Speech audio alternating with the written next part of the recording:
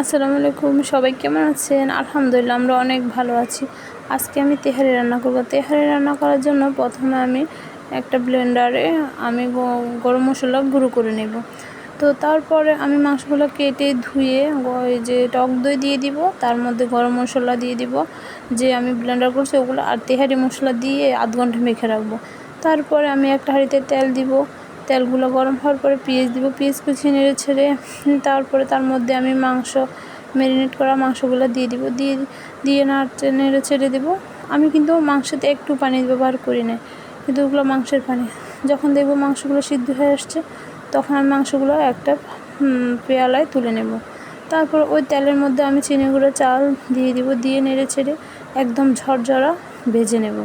তো তারপর আমি পরিমাণ মতো এখানে পানি দিয়ে নেড়েছে, তার মধ্যে 3 টেবিল চামচ গুঁড়ো দুধ পাউডার দিয়ে দিব। তারপরে আবার ওগুলো নেড়ে ছেড়ে দিয়ে তারপর তুলে রাখা মাংসগুলো দিয়ে ভালো করে মিক্স করে নেব।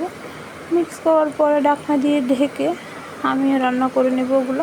তারপর আবার ঢাকনা খুলে আমি আবার নেড়ে ছেড়ে দেব। তো আমি কিন্তু এখানে দেখেন অন্য কোনো মশলা ইউজ করি নাই। তো এখন আমার লবণ লাগতেছে, আমি আর একটু লবণ দিয়ে দিয়েছি। আমি তারপরে ওগুলোকে ভালো করে নেড়েছে ঢাকনা দিয়ে ডেকে দেব। তারপরে আমি এগুলোকে ঢেকে দেওয়ার পরে তারপর আমি এগুলোকে দমে বসাবো। দমে বসিয়ে তারপরে চারদিক থেকে আমি মাঝখানে বাতগুলো এনে দিব।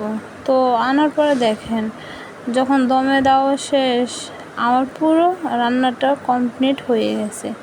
মাশাআল্লাহ, খেতে অনেক মজা হয়েছিল। আল্লাহ হাফেজ।